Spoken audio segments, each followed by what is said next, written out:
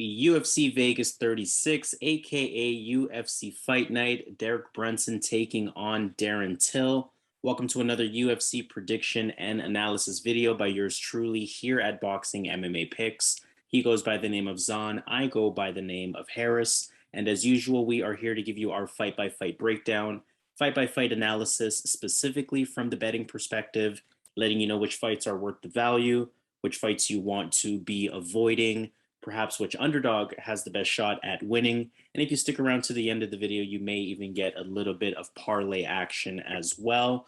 Of course, this is our main card prediction video, meaning that we have come out with our prelim card prediction video already. If you have not watched that, time to press pause, go ahead and watch that, and then return to this main card video. A pretty interesting card in that there are only 10 fights, and also that this is a daytime event. So please get your bets in early if you are going to be making some bets. Of course, 10 fights, as I mentioned, 5 fights were on the prelim that we went through, 5 fights on the main card as well. So we're going to get to work with fight number 1. We have Paddy Pimblett taking on Luigi Vendramini. I'll start with breaking this fight down, and I'll start with breaking down Luigi Vendramini. He lost a majority decision to Fares Zaim. That was back in June, so not too long ago. Pretty good lateral movement around the ring. That was the first thing that I noticed from him. Pretty sharp calf kick was the second thing that I noticed from him. Keeps his hands up defensively, fights from the outside, fakes and feints is a consistent part of his game. Pretty good counter puncher as well. I think he can throw both hands and feet, so keeps it pretty dynamic. And he can be very explosive when he needs to. Has a bit of grappling as well. He looks comfortable on his back, looks comfortable on his opponent's back. I've seen some submission attempts out of him. I've seen some, body locks out of him, things like that. So, and of course, he is Brazilian. So it tells me that he should know what he's doing on the ground in different grappling situations. And that's going to be important in this fight. Paddy Pimblett, it's his UFC debut. He last fought in Cage Warriors. That was back in March. Seems to be a Cage Warriors legend at this point because he's really well favored in that promotion. Somewhat serviceable stand-up, decent calf kick, fights from the outside, but his game is as a ground specialist, has really good grappling, has really tight top control, tight body locks, submission attempts, comes with some solid ground and pound as well. Pimblett has wanted a shot at the UFC for a little while now. I just don't think this is the best matchup for him in Luigi Vendramini. I don't think Pimblett's going to have his way on the ground. As I mentioned with Luigi, shows me that he knows what he's doing down there. So I don't think Paddy will just kind of take him out with a complete annihilation on the ground. And I think Vendramini offers more on the feet, both as a better striker and as a more dangerous striker in terms of his pop. So I think this is a little bit, or has the potential to be, a little bit of a rude awakening for Paddy Pimblett. We see the lines, respecting him a lot at -140. But I'm starting my pick off with an underdog. I'm going with Luigi Vendramini. He's going to be my pick at +120. Yeah, I don't blame you, man. I've been following Paddy Pimblett for a long time. I remember back in 2018 when he lost to Soren back. He was a pretty good favorite in that fight. And Soren back, I knew he was going to win that fight. And pretty much what Paddy Pimblett does, he has good grappling, and he has tricky trips. He has tricky hip tosses to get the fight to the ground, and he's really good on the ground. He's really good on top. He's good with the back. He's good at getting guillotines. So he's a grappler. His striking, I'm not a fan of his striking at all. But after that first round, or after that first real push, he finds it really hard to get it to the mat. And in those fights, he has a real hard time because he's stuck in the stand-up. And I think there's a good chance it happens here. And the reason is because Luigi Vendramini, he should be a black belt. And I think he has the better wrestling in this fight. I think he has a better wrestling. So, again, this is a Brazilian. His team is Constrictor team. That's a Brazilian team with Rani Yaya and a bunch of other high-level black belts. Versus a grappler in England. So anything can happen. there's a lot of hype on Paddy Pimblett, but I'm with you, Harris, on this one. I'm not buying it. I'm gonna roll with Luigi Vendramini. I think he should be able to be careful in the grappling. He should be able to avoid, because what I see from Paddy, he goes for the home run, right? So I think Vendramini fights smart with the grappling. If he keeps it on the feet, or even just fighting on top, utilizing his wrestling and just avoiding danger and winning with top pressure. So I see a couple of ways Luigi can win this fight, and Paddy needs to get a submission here against a black belt. So I'm going to go Vendramini. I'm going to roll with you. I'm going to go with the underdog here. I'm not buying the hype yet. If he wins this fight, I'll come back to this. I agree with that, definitely. Let's move on to fight number 2. Fight number 2, we have Modestas Bukauskas taking on Khalil Rountree Jr. Both of these guys are on 2 fight losing streaks. We see Rountree at the plus 130 underdog. Bukauskas is a minus 155 favorite. For Rountree, he lost to Marcin Prachnio. That was back in January via unanimous decision. Southpaw on the feet, Muay Thai stance, quick, heavy, explosive striker. We kind of know Khalil Rountree's MO at this point. Pretty good technically as well. Can't take that away from him. And especially recently, he definitely implements that calf kick game plan. Can be taken down. He can be controlled against the cage. Opponents definitely have a very clear path to victory in beating Khalil Rountree Jr. And another big path, we sort of mentioned this on the prelim video as well with one of the fights, but cardio, right? Cardio is a big concern for Khalil Rountree. He is more of an early round or early fight threat as opposed to being a threat throughout the entire fight. For Modestas Bukauskas, he lost to Michael Oleksiejczuk back in March. Can't be too mad at that. Oleksiejczuk looked really good in that fight. Has good movement, good lateral movement, pretty light on his feet. The type of fighter that kind of, going to try to hit you, then get out the way. Really, stay light on his feet. Somewhat of a leg heavy attack from what I've seen. Good, quick, long jab. He'll double it up as well. He does have some grappling. Maybe not the best takedown defense in his own right, but I've seen fighters on top of him, and he's used positioning and grappling to sort of make his way back up. I don't necessarily think that that'll be a factor in this fight. We see both of these guys do not get any takedowns, but just in case, Bukauskas does have that ability to get back up. Cardio doesn't really seem to be an issue. He has been in 5-round fights in Cage Warriors in the past. And has some pretty good tools, right? Good speed for the division, good size for the division, standing at 6'3", good physique for the division. He is somebody that has, some potential in him to really improve fight over fight. Ultimately, I'll keep the prediction part of it short. So this is a typical Khalil Rountree script here. Outside of the early threat that Khalil Rountree is, my pick just sort of has to be Modestas Bukauskas. A tired Khalil Rountree is a very different fighter, and he seems to almost always get tired after about 6 or 7 minutes.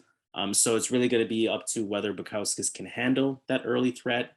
If he can, he's going to be my pick for this one, minus 155. I'm not too mad at it. Yeah, I'll be honest, I'm not a fan of either fighter at all. Modestas Bukauskas, when he strikes, his head is really high. In a fight like this, Khalil just needs one shot.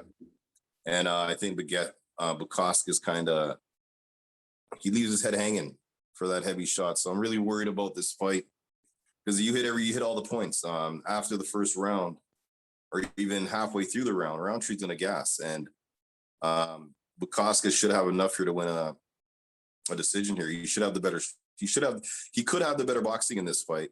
He has good movement. He's gonna be the taller guy, 6'3", 6'1". I'm gonna go with Bukauskas, but I wouldn't put any bets on this fight, only because Khalil just needs one shot here, and I think Bukauskas is not the smartest defensively with the with defensive striking. And I think that could be a factor. Don't forget, Khalil is technically one of the better strikers in the UFC. But obviously, I'm not sure if his motivation is there, if he's really training. I'm not sure where his head is at. His fight versus Marcin Prachnio, I couldn't believe he let that guy outstrike him. One of the worst strikers in the game was able to outstrike Khalil Rountree. So I'm gonna go with Bukauskas to to pretty much do what Marcin Prachnio did, and win the fight here. So yeah, Bukauskas is my pick, but I'm reluctant to put any bets on it right now. I got to do a little bit more research on this one. Let's see what ends up happening with that research. In the meantime, we're going to move on to fight number 3. Alex Morono taking on David Zawada. How do you feel about this one? This is gonna be a tough fight because Zawada definitely is dangerous on the ground. When it comes to the striking, he can definitely hurt. He can definitely hurt him. He can definitely hurt Alex Morono. Morono's another guy that is not the best defensively striking. These guys get hit a lot. He hits people a lot as well. He has a good activity rate. But I'll go right to the point here how I see this fight going. I think Alex Morono gets this done. I think this fight's going to be mostly on the feet. And I think Alex Morono has the better stand-up. And I think Alex Morono is just the overall better MMA fighter because he has a bit of wrestling. He has some jiu-jitsu. He could submit you. He could knock you out. I think Zawada is going to be looking for a submission, looking to get this to the mat. He can knock you out, but I haven't seen much of that. So I'm going to go with Alex Morono here to get this done here. Yeah, he should win this fight here by decision or by knockout. Okay. So for this one, I'm going in a little bit of a different direction. For David Zawada, I mean, just to provide a little bit more insight, we did know that he lost to Ramazan Amiv via split decision. Has that sort of awkward stance, heavy on the feet, keeps a low stance, almost as if he wants to shoot for the takedown. A lot of in and out movement, a lot of fakes, stiff jab, good low kicks. Has the pop in his punches, has the pop in his strikes in general, as you mentioned. He can land that big strike, especially in the first round. He can potentially hurt his opponents, likes to come forward, likes to hold the center of the octagon effectively. Questionable takedown defense, active solid clinch though. For Morono, as we saw in that Cowboy Cerrone fight, we know he's coming off of a win, solid boxing, good overhand right. Definitely has pop in his punches as well. Solid jab. He has that clinch work as well. He has the dirty boxing, the elbows coming out. Has some takedown ability as well. Doesn't really use it often. We see he's landing less than half a takedown per fight. Has that good grappling ability as well. Thing with Morono, he sort of reacts when he gets hit. He leaves himself open sometimes after getting hit that first time. Cardio, in my opinion, is a little bit of an issue with Alex Morono as well. But it's the way he reacts when he gets hit that has me sort of going on the other side of the fence here. Like I said, he almost sort of freezes up. And I think David Zawada can take advantage of that, with that sort of one punch power that he has. I think he has the ability to put a couple punches together, maybe not knock Morono out, but, maybe, hurt him in a way that either wins the round or wins a couple of rounds for him just due to the lingering damage. So again, I am making another underdog call here. I like Zawada. I think he hits harder. I think he's physically bigger outside of the height as well. I just think he's physically the bigger fighter. And I think maybe not the better striker, but I think he is the more dynamic striker. And I think that's going to work in his favor in this fight versus Alex Morono. So David Zawada is going to be my pick as an underdog plus 130. Let's move on to our co-main in that case. Co-main event, we have Tom Aspinall taking on Sergey Spivak. It's a very interesting fight. Tom Aspinall, we know he beat Arlovsky back in February, 7-fight win streak now for him at this point, record sitting there at 10-2. He is looking better and better in every fight. Good overall fighter. He's shown us basically everything or hints of everything at this point, from his striking to his wrestling to his grappling. And I think he's somebody that still wants to kind of show more. It's just that he's been in there with opponents that he's just happened to end up finishing in the first round. So, for Tom Aspinall, still some question marks on exactly how good he is. But I think from the small sample size that we have seen in the UFC, he is somebody that looks to be a sort of a legitimate, maybe top 10 in the division type of fighter, if not slightly better than that. And he's talking as if he already is there. So, definitely has that demeanor to go with it. with Sergey Spivak, we know he's a pretty decent fighter overall, combat sambo fighter, serviceable striking, but the striking, looks a little bit cleaner in each fight.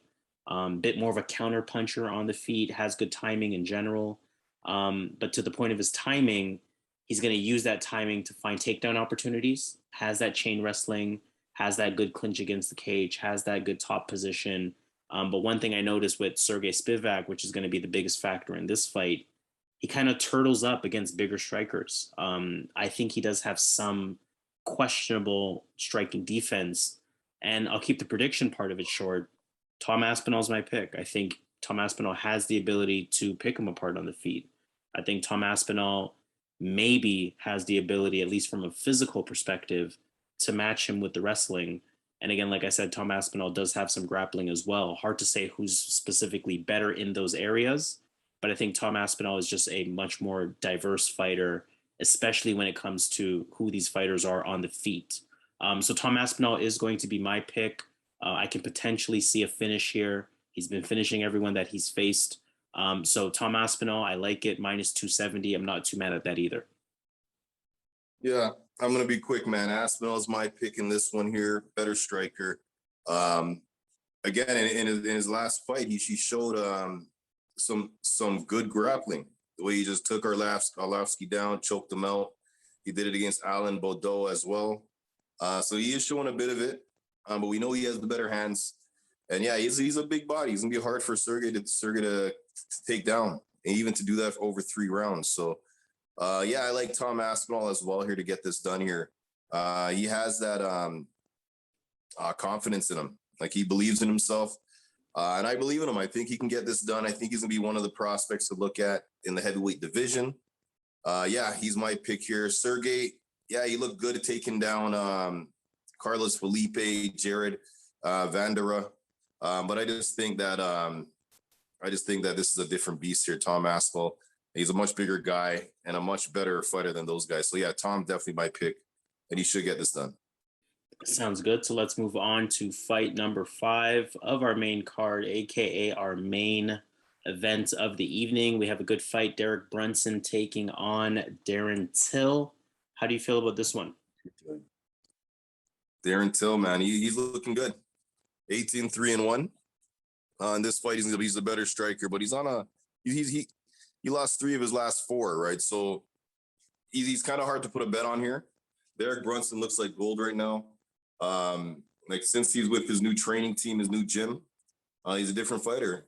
Before, when Brunson fought fighters, it was a matter of, will he utilize his wrestling? Because we know he has that world-class wrestling. And a lot of times we don't know if he's going to utilize that wrestling, and he just goes in there and stands up with fighters and loses the striking matches. Now he's fighting all these guys with high-level striking, and he's just taking them down, utilizing his wrestling in every single one of these fights. Some of these fights, he was the underdog, or it was really close odds, and he made it look real easy against these strikers. Kevin Holland, Edmund Shabazian, even Ian Heinisch, Ilias Teodoru. That's not a big win, but that's a real tricky opponent. So once he switched gyms, he starts utilizing his wrestling. Darren Till, I don't think he can stop the takedowns. Darren Till's going to have to knock him out in that open space. Brunson's getting better with his striking. He has that heavy left hand, but I think he's going to get him to the cage. And one thing about Brunson's takedowns, it's not like a lot of these UFC guys. When Brunson takes you down, a lot of times because he realizes he's a smart wrestler, he goes for the waist. He gets you deep on the waist and high on your waist. And at that point, you're done. Or he goes all the way down to your legs and he just scoops you up. Like, he's very technical. I don't think Darren Till can learn that. And I don't think he can stop the wrestling. And I think after 1 or 2 takedowns, Darren Till's cardio is going to be finished because he's going to have that big guy on top of him. So I'm going to go with Derek Brunson here. I think he should be the underdog. He is. Yep. Yeah. Plus 150. Yeah, Derek Brunson, man. I'm going Derek Brunson all day, man. Wrestling. Yeah, Derek Brunson definitely has some great value at plus 150. What really hurts Darren Till in this fight is that I'm watching Darren Till fights, and he almost welcomes fighters to come in close. He almost welcomes those clinch situations, almost as if he wants to feel out your power. We saw that against Kelvin Gastelum. We've seen it just in fights in general where Till doesn't really do anything from that distance control perspective to stop his opponents from coming in close with the clinch. Of course, we know Derek Brunson will look for that and then to your point, get deep position on the hip and then land that takedown. Obviously, the question in this fight is how legitimate is Darren Till's takedown defense? I know you mentioned that you don't think it's that good. On paper, it's 82%. So how exactly is that going to translate versus a wrestler of Derek Brunson's caliber? That's ultimately going to be the biggest question mark in this fight. When you analyze this fight, I can definitely agree with all of the different reasons why Derek Brunson should win this fight. He's looked good, new training team, consistent with the wrestling, improved striking, handling these strikers and using his wrestling advantage in those situations. Again, he's been able to handle those people, those better strikers. And Darren Till is one of them, of course, with that Muay Thai style.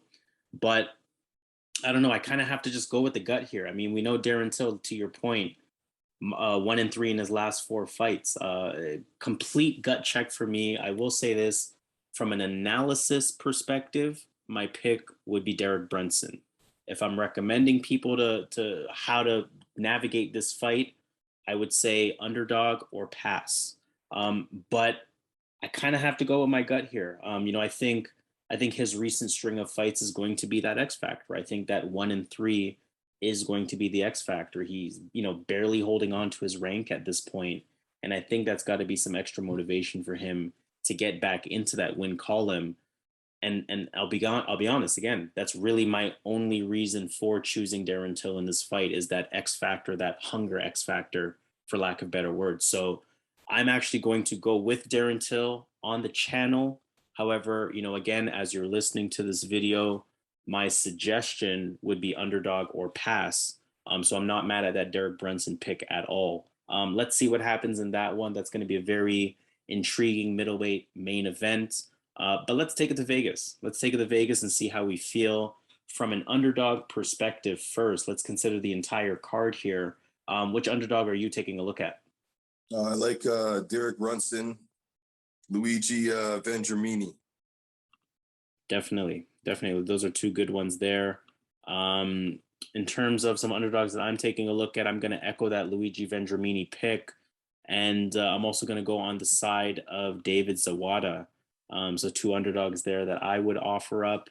And from a favorites or parlay action, again, considering the entire card, who are you taking a look at here? All right. I'm taking a look at Jack Shore. Jack Shore, I'm rolling with, I don't like the heavyweights, man, but I'm going to roll with Tom Aspinall. And I'm going to roll with, for me, it's either Jourdain or Martinez. I'm going to go with Charles Jourdain. Charles Jourdain. Okay, so 3 fights there. That's a plus 155. Combination of those 3 fights. $100 will return $255. And for our bigger bettors, $250 will return $638. If I'm taking a look at some parlay action, I definitely want to, let's actually work from the ground up here. So I'm going to echo that Tom Aspinall pick. I'm really calling fraud on Paddy Pimblett. So I'm going with Luigi Vendramini here. Who else do I want to go with? And then from the prelims, let's tack on Jack Shore because I do believe he will win. Big favorite, and he does spice up that parlay quite a bit. So that 3-fight parlay would be a plus 250. $100 will return $350. And for our bigger bettors, $250 will return $875. So let's sign off on that note. As usual, subscribe to the channel, press the thumbs up on this video, hit that notification bell so you know when our latest video drops come out. And most importantly, participate in the comments. Let us know how you feel about our picks. Let us know how you feel about our parlays, our underdogs. Let us know what your respective underdogs are.